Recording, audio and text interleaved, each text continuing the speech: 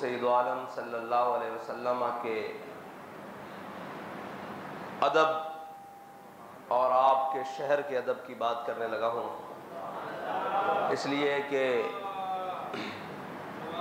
پوری دنیا میں ہم نے تو اپنی آنکھوں سے ایک شخص ہی دیکھا ہے جس نے سارے ادبوں کو چھوڑ کے حضور کا ادب بتایا ہے، اور حضور کے ساتھ جو چیزیں منسلک ہیں ان کا ادب بتایا ہے، ورنہ ہم نے جہاں بھی دیکھا، جس کو بھی دیکھا، اس نے اپنا ادب ہی بتایا۔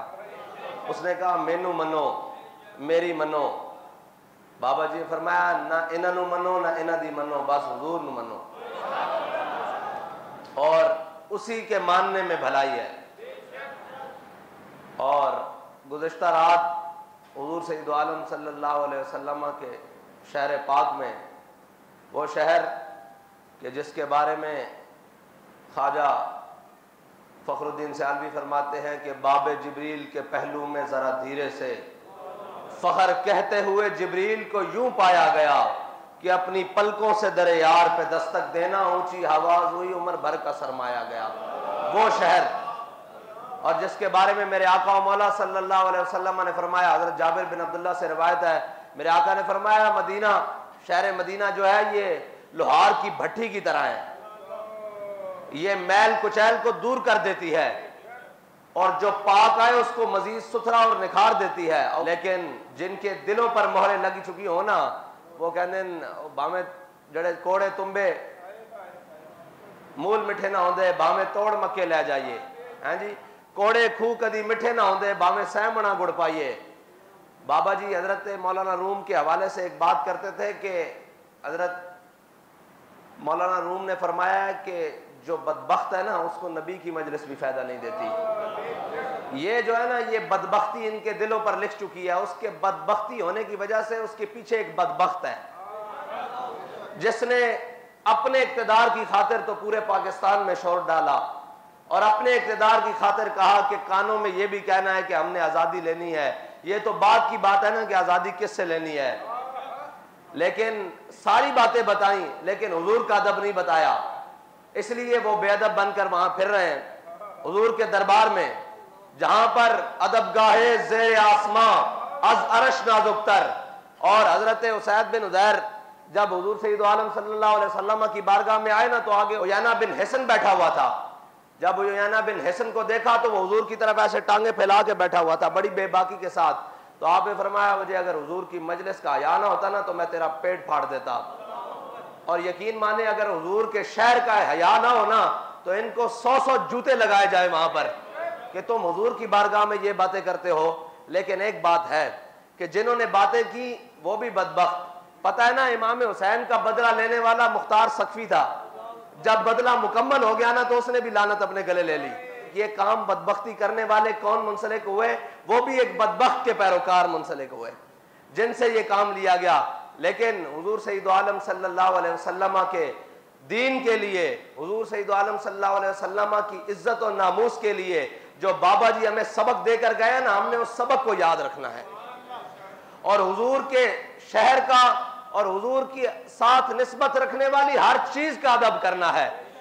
اور ادب گاہے زیر آسماں از عرش نازک تر، اور نفس گم کردہ می آیت جنید و با یزیدی جا۔ بابا جی ترمیم کر کے پڑھتے تھے نفس گم کردہ می آیت ابو بکر و عمر ایجا۔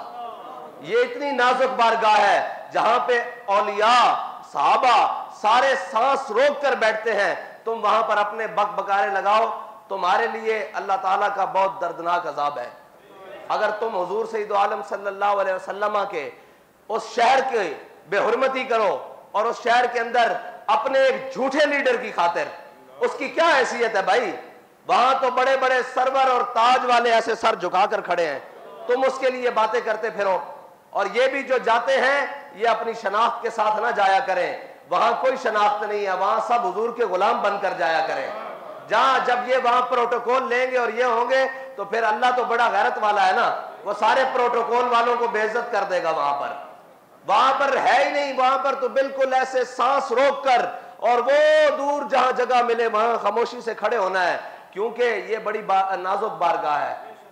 لا ترفعوا اصواتکم فوق صوت النبی، یہی بات تو حضرت صدیق اکبر نے کہا جیسے حضور کی ظاہری حیات میں ہے اسی طرح حضور کے جانے کے بعد بھی ہے کہ حضور کے سامنے آواز بلند نہیں کرنی. ہمارے علماء نے تو بڑی احتیاط کی ہے. یہ ساری باتیں اس لیے ہیں کہ ہم بتانا چاہتے ہیں کہ حضور سید عالم صلی اللہ علیہ وسلم کے شہر کو آپ عام معاملہ نہ سمجھیں اور اس بات کو کوئی چھوٹی بات نہ سمجھیں. وہ حضور کا دربار ہے. وہاں پہ تو انبیاء و اولیاء سانس روک کر ہمتن خاموش بیٹھے ہیں. 70,000 قدسی صبح و شام آ رہے ہیں جن کی خبر کسی کو نہیں ہے. وہ اسی لیے آ رہے ہیں کہ یہ حضور کا دربار ہے. اور یہاں تو سانس اونچی ہونے سے اعمال اکارت ہو جاتے ہیں. یہ وہ جگہ نہیں ہے جہاں پر آپ ایسے بے باکیاں کرتے جاؤ. بہتر ہے کہ تم وہاں جاؤ ہی نہ. بہتر ہے کہ تم وہاں جاؤ ہی نہیں. اگر تمہیں احساس پیدا ہو جائے تو تم تو کبھی تصور ہی نہ کرو کہ ہم اس بارگاہ میں کھڑے کیسے ہوں گے. رکتے ہیں یہیں قدم آ کے اہل نظر کے, اس کوچے سے آگے نہ زماں ہے نہ زمیں ہے. اور ہر ایک کو میسر کہاں تیرے در کی غلامی, اس در کا تو درباں بھی جبریل امی ہے. یہ کوئی عام بات نہیں ہے اور بڑی خطرناک بات ہے. اتنی بے باکیاں اچھی نہیں ہیں.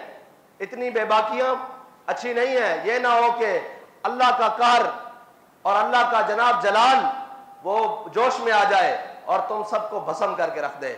تم وہاں جا کر کسی لیڈر کی بات نہ کیا کرو. ہمارے بابا جی نے تو ہمیں نام بھی دو دیا ہے. حضور کا ذکر ہو تو ہم نعرہ وہ بلند کرتے ہیں کہ لبیک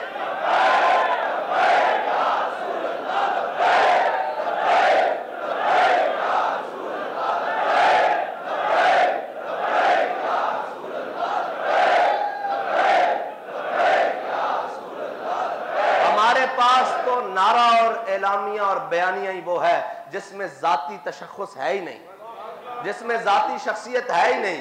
وہ حضور کی بارگاہ میں لگایا جائے تو حضور بھی خوش ہوں گے. اور اگر تم وہاں کھڑے ہو کر کہے گو کہ اب آئے گا عمران تو پھر تو یہ بری بات ہے نا. یہ تو قبول ہی نہیں ہے. ادھر وہ کوئی آ کے کہے کہ اب شیر آیا, ہم تو کہتے ہیں نہیں حضور کا دین آیا. ہم تو یہ کہتے ہیں کہ تاجدار ختم نبوت. اور دوسری بات, وہ جو وزیر اعظم بن گیا ہے اس کو پھر ایک دفعہ کہتا ہوں کہ یہ ذلت ایسے نہیں ہو رہی. یہ ذلت اس وجہ سے ہو رہی ہے کہ تم کہہ کے گئے ہو کہ میں اس ملعون کے ساتھ مل کر کام کروں گا. تو دیکھ لو سین نبوی میں تمہاری ذلت ہو رہی ہے. وہاں پہ تو چور کو بھی چور نہیں کہا جاتا. وہ تو اعلیٰ حضرت نے فرمایا چور حاکم سے چھپا کرتے ہیں یا اس کے خلاف, تیرے دامن میں چھپے چور انوکھا تیرا. وہاں تو چوروں کو پناہ ملتی ہے, گناہگاروں کو, کیونکہ میرے آقا نے فرمایا شفاعتی لأہل الکبائر, میری شفاعت تو ہے ہی بڑے گناہ والوں کے لیے ہے, بڑے گناہگاروں کے لیے ہے, بڑے غداروں کے لیے نہیں ہے. تو گناہگار بن کر جاؤ نا, غداری تو نہ کرو حضور کے ساتھ. اگر غداری کرو گے تو پھر تم کیا, تمہاری حیثیت کیا. یہاں ابو جہل کو اللہ نے بچوں سے مروا دیا تھا. یہاں تو جناب وہ اگر حضور کے دامن سے وابستہ ہو جاؤ گے تو حبشی غلام ہو, کالا ہو, ناک بھی چپٹی ہو, بلال حبشی ہو, وہ کعبے کی چھت پر جاتا ہے. اور اگر سکا چاچا بھی ہو تو قرآن کہہ دیتا ہے تبت یدا ابی لہب وتب. یہ وہ بڑی نازک بارگاہ ہے, بہت نازک بارگاہ ہے.